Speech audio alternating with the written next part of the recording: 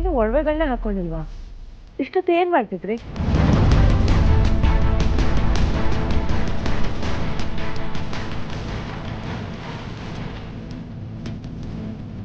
ಅತ್ತೆ ನಮ್ಮ ಕೈಯಿಂದಲೇ ಒಡವೆ ಹಾಕ್ಸ್ಕೋಬೇಕು ಅಂತ ಕಾಯ್ತಿದ್ರು ಅನ್ಸತ್ತೆ.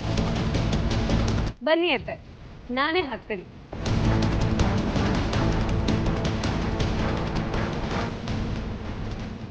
ಅತ್ತಮ್ಮ ಮುಸ್ಸಗಿರಿ, ನಾವೇ ನಮ್ಮ ಕೈಯಾರೆ ಒಡವೆಗಳನ್ನ ಹಾಕ್ತೀವಿ. ಅಕ್ಕ, ಅತ್ತೆಗೆ ನಾಚಿಕೆ ಅನ್ಸತ್ತೆ, ನಾನೇ ತೆಗಿತೀನಿ ಇದು.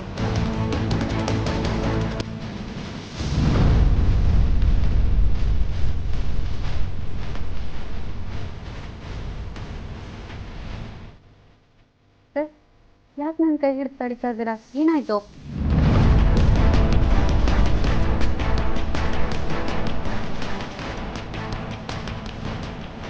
ಅತ್ತೆ ಜವಾಬ್ದಾರಿ ಏನು ಅಂತ ತಿಳ್ಕೊಂಡು ನಮಗೂ ಅದನ್ನ ಅರ್ಥ ಮಾಡಿಸ್ತಾ ಇದ್ದಾರೆ. ಅರ್ಥ ಆಗ್ಲಿಲ್ವಾ? ಪುರೋಹಿತರು ಏನ್ ಹೇಳಿದ್ರು? ತಾಳಿ ಕಟ್ಟಿ ಸಪ್ತಪದಿ ತುಳಿಯೋವರೆಗೂ ಹೆಣ್ಣಿನ ಮುಖನ ಯಾರು ನೋಡೋ ಹಾಗಿಲ್ಲ ಅಂತ ತಾನೆ? ನೋಡಿ, ನಾವು ಮರೆತರು ಅತ್ತೆ ಎಷ್ಟು ಎಚ್ಚರಿಕೆಯಿಂದ ಇದ್ದಾರೆ ಅಂತ.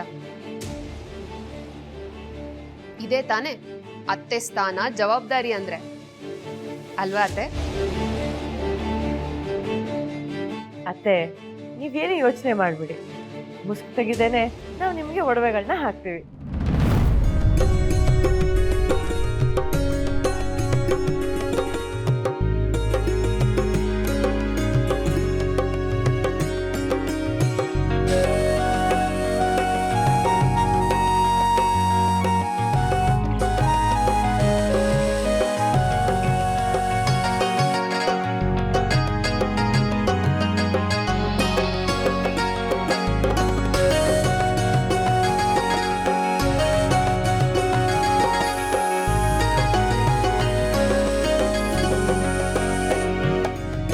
ಏಜೆಗೆ ಹೆಂಡತಿಯಾಗಿ ನಮ್ಮ 3 ಜನ ಸೊಸೆಂದ್ರಿಗೆ ಅತ್ತೆ ಆಗಿ ನೀನ್ ನಮ್ಮ ಕುಟುಂಬಕ್ಕೆ ಕಾಲಿಡ್ತಾ ಇರೋದು ನಮಗ್ ತುಂಬಾ ಸಂತೋಷ ಆಗ್ತಿದೆ.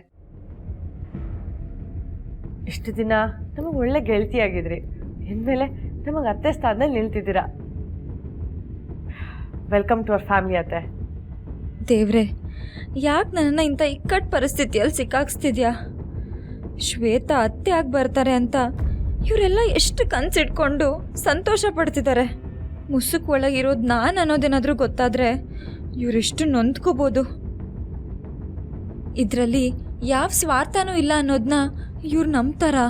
ನಂಬಲಿ ಬಿಡಲಿ, ಇವಾಗ ನನ್ನ ತಂಗಿ ಪ್ರಾಣ ಅಷ್ಟೇ ನನಗೆ ಮುಖ್ಯ. ನನ್ನ ತಂಗಿಗೋಸ್ಕರ ನಾನೇನು ಬೇಕಾದರೂ ಮಾಡ್ತೀನಿ. ಯಾವ ಅಪವಾದ ಬಂದರೂ ತಲೆ ಮೇಲೆ ಹೊತ್ಕೋತೀನಿ.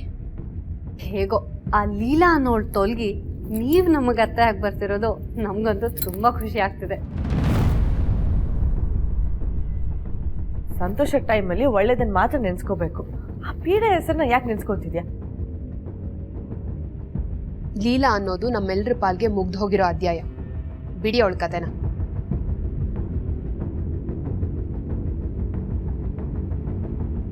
ಅತ್ತೆ, ಹೊರಡೋಣವಾ?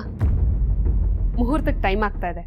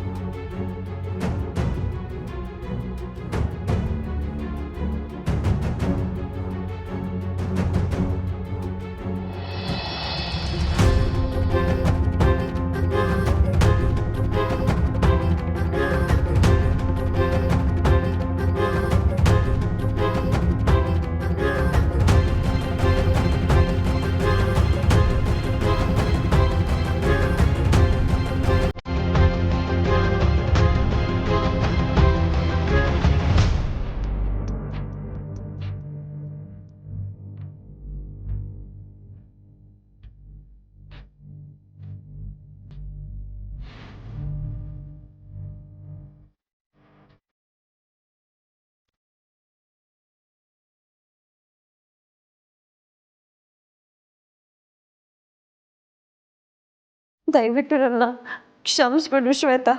ಯಾಕೆ?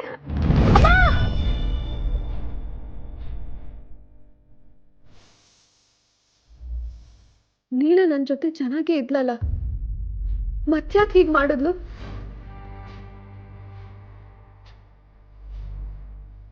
ನನ್ ಬಟ್ಟೆ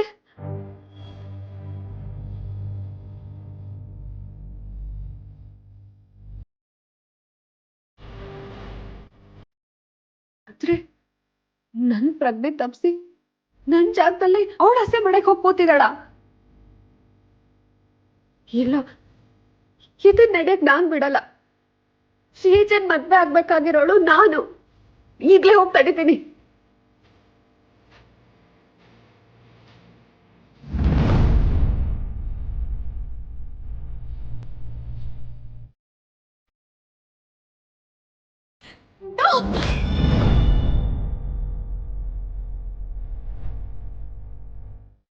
ಹಲೋ ಹಲೋ ಶ್ವೇತಾ,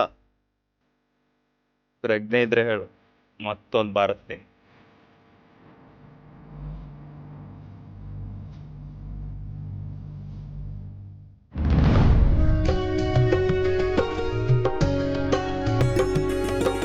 ಅಕ್ಕ, ನಾವು ಅನ್ಕೊಂಡಿದ್ದು ಸಾಧಿಸಿದ್ದಾಯ್ತು.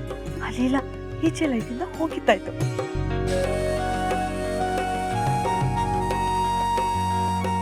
ಅಪ್ಪ ಅಮ್ಮ, ದಯವಿಟ್ಟು ನನ್ನ ಕ್ಷಮಿಸ್ಬಿಡಿ. ಎಲ್ಲ ತಂದೆ ತಾಯಿಗೂ ಮಗಳು ಕನ್ಯಾದಾನ ಮಾಡಬೇಕು ಅನ್ನೋ ಆಸೆ ಇರುತ್ತೆ. ಆದರೆ ಆ ಅವಕಾಶನೂ ನಾನು ನಿಮಗೆ ಕೊಡಲಿಲ್ಲ. ದಯವಿಟ್ಟು ನನ್ನ ಕ್ಷಮಿಸ್ಬಿಡಿ ಅಪ್ಪ. ಚುಕ್ಕಿನ ಉಳಿಸ್ಕೊಳ್ಳೋಕ್ಕೋಸ್ಕರ ನಾನು ಈ ಕೆಲಸ ಮಾಡ್ತಿದ್ದೀನಿ. ಒಟ್ಟಿನಲ್ಲಿ ನನ್ನ ಜೀವನದಲ್ಲಿ ಎಲ್ಲ ಉಲ್ಟಾನೇ ಆಗ್ತಿದೆ. ಈ ಮದುವೆ ಅನ್ನೋದು ಕೂಡ ಎಡವಟ್ಟಾಗೆ ನಡೀತಿದೆ.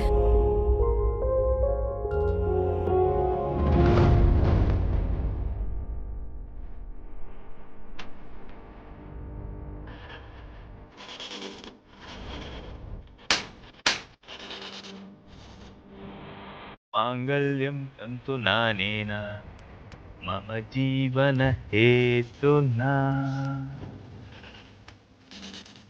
ನಿನ್ನಂತ ಒಂದು ಜಾಗ ಇರೋದು ಗೇಟ್ ಆಚೆ, ನಾಯಿಗಿರೋ ನೀರು ಇಟ್ಟಿದ್ರೆ ಗೇಟ್ ಹತ್ರ ಇರೋ ಅಂತ ಹೇಳ್ತಿ.